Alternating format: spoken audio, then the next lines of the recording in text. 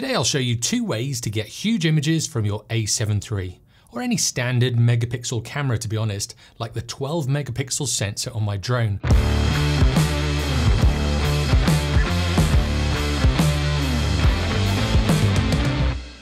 The Sony a7 IV has a densely filled sensor with an effective megapixel count of 61. This gives you an image of 9,504 by 6,336 pixels, which is absolutely massive. Now with this amount of pixels, your computer might start to struggle a little bit, but sometimes having this many megapixels can be quite handy. Now if you're a landscape shooter or your subject is quite static, there are a few other ways to get the same size images from your a7 III or any lower megapixel camera on the market. Come to think of it, you could even get a7R IV size images from the a7S III if you were patient enough. The first way to up the megapixel count is to use a technique when you're out taking photographs. You need to plan this properly, and it can only really work with very static subjects or landscapes. And it's basically taking a series of images and stitching them together when you're editing afterwards. You can either get a 360-degree nodal pan head and shoot this seamlessly, or you can do it handheld and wing it in the edit. Lightroom and many other photography editing programs do a really good job at stitching images together. It doesn't have to be perfect, and with enough of an overlap between the shots, it tends to do a really good job. Whenever I'm out shooting landscapes, I will use this technique, and it is quite a fun one to do. When you do it right, you can get huge images with so much detail in them, but when you get it wrong and the computer doesn't want to stitch them together, it can be really frustrating to have to put all of that effort in for nothing. Other times I've kind of missed off a corner or I've missed an image down the side and it'll kind of stitch it together with a gap. So that's another annoying one. And if that's an integral part of the image, that can ruin the image as well. It is well worth doing. And if you find yourself at a location and you're not sure what to shoot or how to shoot it, but you do have a grand landscape in front of you, try doing this stitching technique. When you get to the location, first of all, get a shot of the whole scene you like with a wide angle lens. You don't need to do this, but it's worth doing if you do have a wide angle lens. Then you have a finished image that you can compare it to when you do stitch all of those images together. Once you have that image, then you want to zoom in a little bit or switch out to a longer focal length if you're a prime shooter. Then work out how you're going to shoot the sequence of shots. I put everything in manual mode so none of the settings will change as I move through the shot. I scan the final image for hotspots to make sure the brightest parts aren't overexposed and the darkest parts aren't underexposing too much. And then I'll start to build the image up after getting focus and switching to manual focus. And that's the key, is having everything in manual so the focus doesn't move and the exposure doesn't move either. I'll start by building the image up. I normally start in the top left-hand corner and then work my way to the right and then do another layer and then work my way to the right again. I may do a third and a fourth layer if necessary, but it all depends on how many images you'll have to make up that whole landscape or the whole shot that you want. One thing you need to look out for is if someone's walking in the same direction as you're taking your shots. You could end up, if you're not careful, with 5 or 6 of the same person in that one shot. So just keep an eye out for that and make sure that doesn't happen. Just let that person walk through the shot and then build your frame up again. Another thing to think about when you're in the field is what lens you're going to use. The longer the focal length that you use, the more images you'll have to shoot to make up the scene, especially if it's a really big, wide landscape. And this means a higher megapixel count and a bigger image. But then that's more processing for your computer to do. So it's kind of a trade-off. The first thing to do is start with maybe a 35mm lens and then build the image up. And then try maybe a 50mm lens and then an 85mm lens. It is an interesting one and it's quite a challenge sometimes. Once you're back home and you've got all of your images into your editing software of choice, all you need to do is select them all, right-click on these images, click Photo Merge, Panorama, and then let the computer do its thing. Once Lightroom has built the preview, you'll have a few different settings that you can change from the projection to boundary warp. You just want to play around with these settings and choose different ones just to see what works best for you. Then when you're done, click Merge to create that final image. If it's successful, you'll end up with a huge image of the scene with tons of megapixels in that shot. But if you have a slow computer, be prepared to wait for a long time. Also, if your hard drive is getting full, this can make your computer completely grind to a halt. I've had this happen, and you basically have to restart your computer, restart Lightroom, and restart the whole process. So all you need to do is make sure there's enough room on your hard drive to kind of cope with the amount of data it's going to produce. So I've got the images that I took down at the park onto my computer, and I've processed them all. And I'll show you what I mean about getting those bigger images than that normal size of what your camera produces using this first technique. So I've got this shot here, and this is straight out of the a7 III. This is with a 17mm lens. You can see up here it's 6000 by 4000. So it's a decent size image, and it's around about 24 megapixels. Then what I did was keep my lens at 17mm, and I took a sequence of shots with this wide angle lens.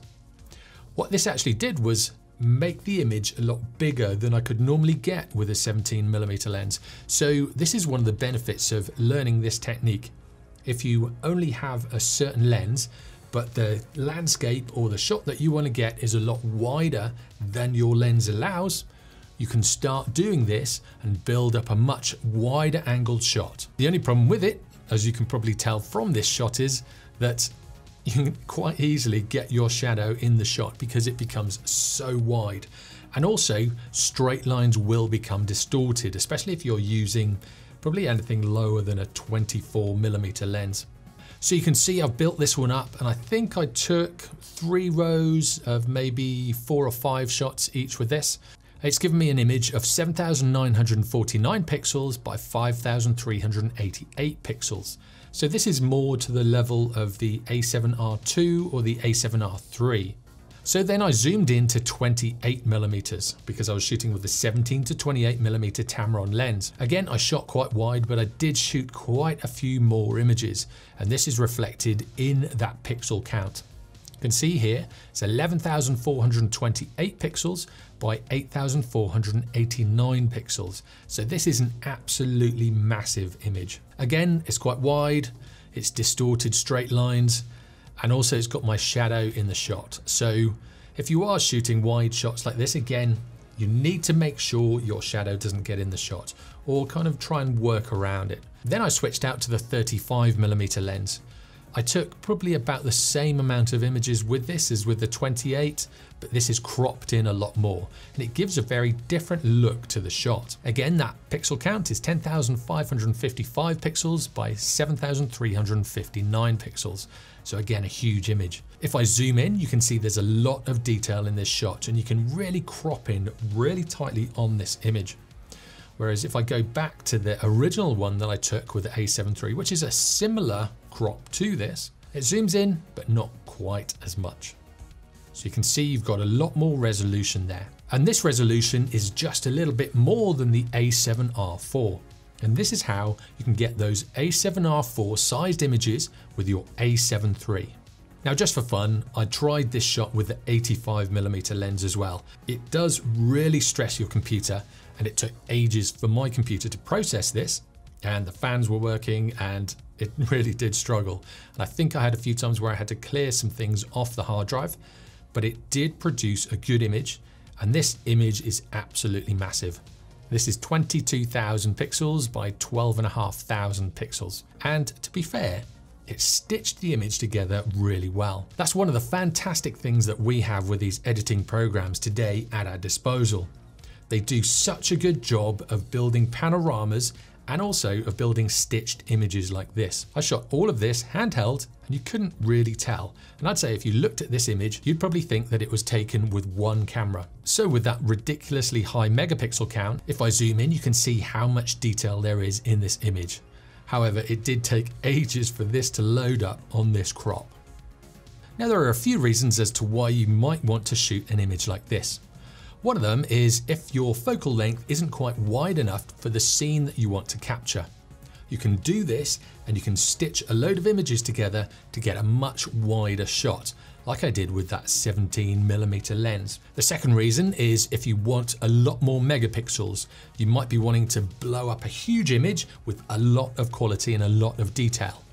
This would be a reason to do this technique. Now the third one isn't a brilliant idea, but if you're not 100% sure on the composition, you can take a huge image and then kind of crop in and move around and get the shot that you want after the fact.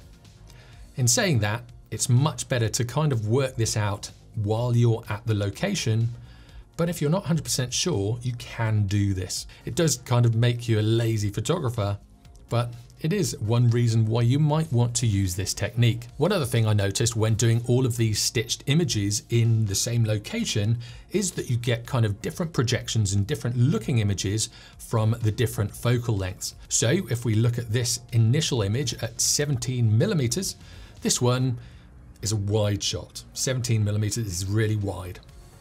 But then at 17mm and stitched together, that produces a ridiculously wide shot. So this would probably be 10mm maybe. And then if we go to 35mm, this kind of crops in a bit more, but it looks quite different to the 17mm image. So this is the 17mm shot, and this is the stitched 35mm shot. You can see there's a lot less distortion on this building to the right. Then with the 85mm, again, there's less distortion again, and it kind of brings that background a little bit closer. So you do have a very different looking image from exactly the same location. The second way to do this is after the fact. So if you have some photos that you've already taken and you want to make them bigger, you maybe originally shot them with a low megapixel camera, or you might have lost the original RAW file or the original image and you only have a small image left. Now you need to download a piece of software called Topaz Gigapixel AI. It's a standalone piece of software and it will up-res your images. And I was actually really surprised at how well it did. So I've opened it up and it loads into the ×2 100% preview. And straight away you can actually see the quality difference between the two. The initial image was taken on my drone and that's with a 12 megapixel camera. So that's the same as the a7iii. So I've got the original on the left and the AI up-resed one on the right. Down at the bottom you can see the new size, which is 6000 by 4494 pixels. So it's doubled the pixel range. It started off with 3000 by 2247 pixels. You can see it looks a lot clearer at 100%. So it's actually doing a really good job. With this panel on the right hand side, this is where you kind of work out what you're going to do to the image and what you're going to get Topaz to do with that image. So you've got your scale here, you can go ×2, ×4, ×6, or you can even half it. You've got face refinement, obviously there's no faces in this so I can switch that off. And then you've got image type, standard, architectural or compressed. Again, with any program like this, you want to go through these and play around with the settings just to see what they do. You've got suppress noise and you've got remove blur. I'm keeping them as standard at 50 and then I'll save the image.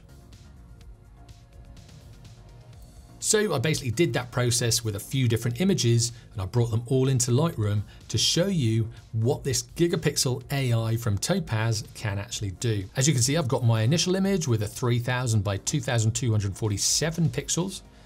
And then I've got one at ×2 with 6000 by 4494 pixels. And then I upscaled it by ×4. And this gives me a 12,000 by 8988 pixels. So this is even bigger than the a7iii from a 12 megapixel drone. Now, if I zoom in on this, I'm going to go 100%. It will take a while to load, but it's surprising how good the quality is on this.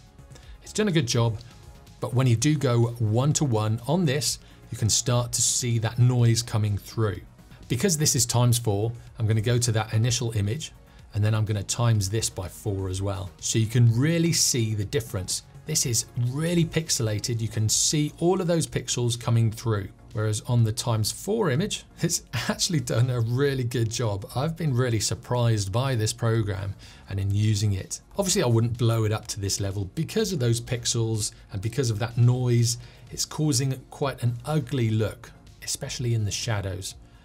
But it has done a fantastic job, and it means that you could almost take an image with a 12 megapixel camera, put it through this program, and as long as you got it tack sharp and as long as you got a really good image from it, you could create a really big image from a 12 megapixel camera. So I've brought the images across into Photoshop and I've got them side by side. So I've got the ×2 and then I've got the original image. This is starting to look a little bit soft, and it kind of figures because I've got it at 200%. Whereas with the ×2, obviously this is at 100% at that same crop, but it does look a lot clearer. And I'd be quite happy in printing this out. Now, if we go back into Lightroom, I found some older images that I had, and they were taken on much smaller cameras. I think this one was taken on the GoPro 1, and it's 928 by 666 pixels. So it's a really small image. And this is of me snowboarding in Tahoe a long time ago. And I think I actually hurt myself on this jump. I lost my balance and I was leaning back, but I wanted to make this image a lot bigger. So what I did was I times it by 2, and then I times it by 4. So you can see these two have now got 1856 pixels by 1332 pixels. If I zoom in on it, that's the thing, because the pixels are so small, and this is the MacBook Pro Retina display. If I put it at 100%, this is the size of the image. Whereas with that ×2 image, this is the size of it at 100%. So you get a little bit more resolution, and then at ×4, this is how big it goes. Now with this image, you can see the program has started to struggle a little bit, and it's made it look a little bit painterly. It's almost as if the image is painted as opposed to taken. And also we're losing some details in these trees. When it comes to it, if those details aren't there, the program can't really build it from nothing. It needs something to work with, and it does a fantastic job when there is something to work with. But when the details just aren't there, it kind of struggles. And then that's when you get this painterly look. Now, if we go out to fit, and then we go to this next one. Now, this next one is one of my friends wakeboarding in the New Forest Wakeboard Park. And I exported this image. I exported it a little bit small, and then I lost the original image. So this one's at 2000 by 1333 pixels. And if I zoom in, it doesn't really zoom in that much. So I don't have much detail, and I couldn't make it, say, a desktop, or I couldn't do anything with that resolution. So what I did was times it by 4 just to have a go, just to see what it's like and actually how it affected his face. So if we zoom in on that now, you can see there's a lot of detail, and again, it's done quite a good job. He was moving pretty fast, so there's a few blurry bits. If we come up here to the rope, if you look at the rope there, that's nice and straight. The program has a lot of detail to work with, and it's able to create that nice straight looking part of the image. If I go to the original, look how pixelated that is compared to that initial image. And if we go to Scotty's face, and then we go to this other one, you can see how pixelated it is. So if we look at the pixelated one, that initial image, and then we look at this image at 100%, has done a really good job. Now, if I'd have got that shot a little bit clearer, and if I'd have had face auto track on it, I think this image would have come out a little bit better. Now, as you can see, these are two very different ways to create much bigger images from your camera. With the first one being in the field, when you're taking those photographs, you've kind of got to pre-plan that one. Whereas with the Topaz Gigapixel AI program, you can do this after the fact, and you can kind of take old images and make them bigger, like I did with those images of me snowboarding. Now, have you had any experience with this program or with taking stitched images? If so, let me know in the comments below. It'll be great to hear your thoughts. I also might do a follow-up video to this and get some of these images printed just to see how they look, especially those ones from the Topaz Gigapixel AI program. It'll be interesting to see how big I can blow those images up, the ones that have been upscaled. I've printed out ones before where I've done stitched images and they come out really well. So I know that process works well already, but it'd be good to see how well the AI does and how well it looks actually on paper. Now there's a lot more to printing than just megapixels, and the main thing is how the image is going to be viewed and how far the viewer is away from that image. I've already done a video on that, so click here next if you want to see that one. And if you want to learn more about photography, you can binge watch this playlist down here. And if you haven't already, be sure to subscribe for weekly tutorials and reviews in photography and videography. I'll see you next time.